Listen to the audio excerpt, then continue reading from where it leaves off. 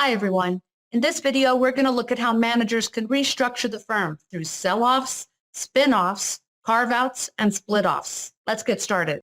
Many managers invest considerable effort and energy in assessing opportunities to expand the scope of the firm, while overlooking a key part of a strong corporate-level strategy, exiting businesses and activities that no longer make sense to have under joint ownership.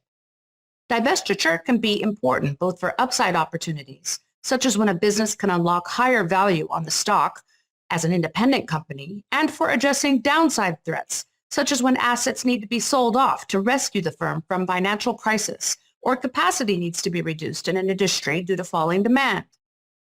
There is often a strong bias against divestiture.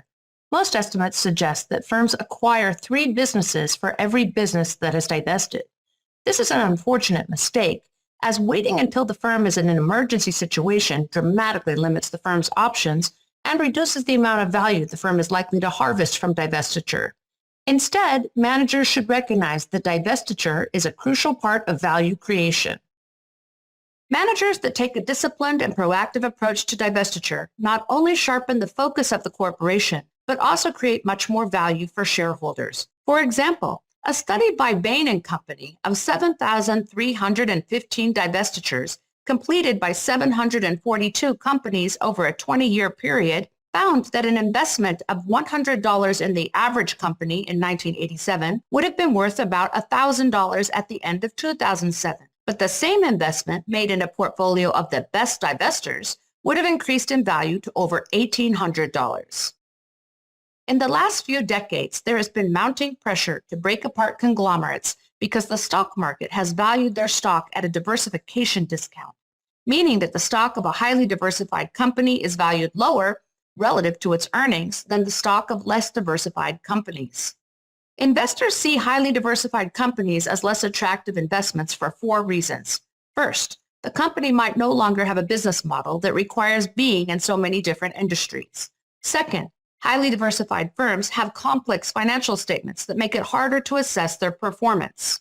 Third, many investors have learned from experience that managers often have a tendency to pursue too much diversification or diversify for the wrong reasons. For example, some CEOs pursue growth for its own sake. They are empire builders who expand the scope of their companies to the point where fast increasing bureaucratic costs become greater than the additional value that their diversification strategy creates. And fourth, innovations in strategic management have diminished the advantages of vertical integration and diversification. For example, a few decades ago, there was little understanding of how long-term cooperative relationships or strategic alliances between a company and its suppliers could be a viable alternative to vertical integration. Furthermore, advances in information technology have also made it far easier to achieve coordination without joint ownership. Under growing pressure to break up conglomerates, many corporate giants, such as Johnson & Johnson, Toshiba, and General Electric, have announced they would break themselves up into smaller companies. So how do you do it? We will cover 4 methods here: sell-offs, spin-offs, carve-outs, and split-offs. One of the most straightforward ways for a firm to exit businesses or assets is to sell them to a buyer. For example, in 2008, when Ford Motor Company was at risk of bankruptcy and needed to raise cash fast, it sold Jaguar and Land Rover together to Tata Motors for $2.3 billion. That was about half of what it had paid for the brands in 1999 and 2000, respectively.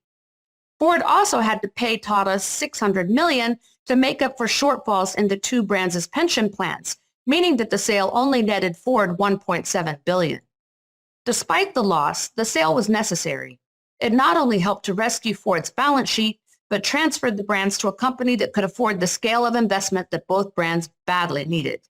So some features of sell-offs include that the parent company raises cash in the sale, the parent company's shareholders have no ownership over the assets that are sold, and the parent company relinquishes all control over the assets. Another popular method of paring down the scope of the firm is a spin-off. A spin-off is when a corporation makes a division or subsidiary of the firm into a separate legal entity. Spinning off a business can give it the independence it needs to be more successful, while also enabling its stock to trade separately from the corporate parent's stock. This can be especially important when the spin-off is in an industry that has better growth prospects or is more attractive than the overall corporate portfolio. The now independent stock may rise faster in value than the corporate parent's stock value.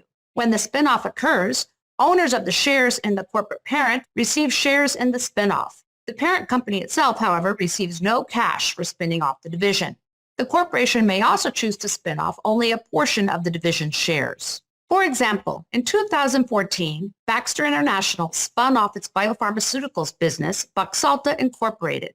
Baxter kept a 19.5% stake in Baxalta and distributed the remaining 80.5% in the form of shares distributed to Baxter shareholders. Features of a spinoff include that a parent gets no cash payment, the parent company relinquishes control over the spun-off subsidiary, and the parent company's shareholders get stock in the newly independent company. Be careful not to confuse spin-offs with spin-outs. Whereas a spin-off is an intentional divestment decision made by managers of the corporation, a spin-out is an independent decision made by employees of the firm that decide to leave to start a new venture.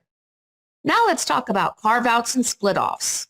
A carve-out is a partial divestiture of a business where a parent company sells some portion of a business unit to outside investors, such as to a strategic buyer or to the public in an initial public offering. Unlike a spin-off, a carve-out results in a cash inflow to the corporate parent. Sometimes a carve-out is used to establish a market value of the subsidiary. The funds raised in a public offering provide a market-based assessment of what the subsidiary is worth.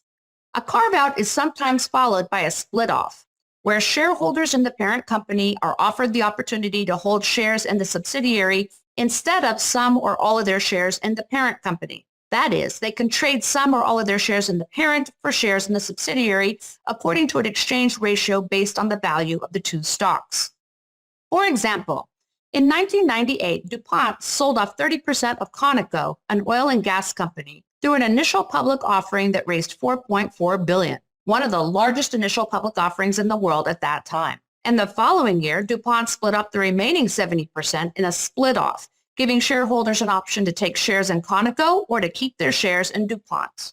Features of a carve-out include the fact that the parent company raises cash in the partial sale of the subsidiary. The parent company retains control over the subsidiary. And if it's a split-off, the parent company's shareholders may be able to hold stock separately in the part of the subsidiary that was sold off. Often a plan to reorganize a major conglomerate into separate businesses includes a combination of sell-offs and spin-offs. For example, in 2022, Toshiba underwent a massive reorganization that included separating into two standalone companies and selling off other assets deemed non-core, including its joint venture stake in Toshiba Carrier, which was sold to Carrier Group, Toshiba Elevator and Building Systems, and Toshiba Lighting and Technology Corporation. Buyers for the latter two businesses had not yet been identified as of July 2022. Toshiba also said it intended to spin off Toshiba Device Company, which included its semiconductor, integrated circuits, and disk drive manufacturing operations. The remaining business, Toshiba Infrastructure Service, would include Toshiba's Energy Systems and Solutions, Infrastructure Systems and Solutions, and Digital Solutions and Battery businesses.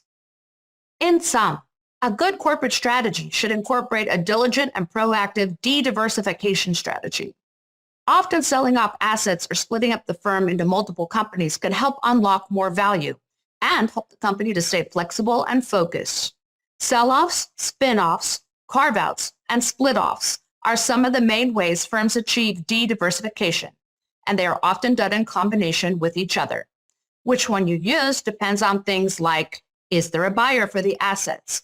Does the firm need to raise cash? Does the firm want to retain some control over the subsidiary or assets? And is it likely to be beneficial to have the subsidiary trade under its own stock?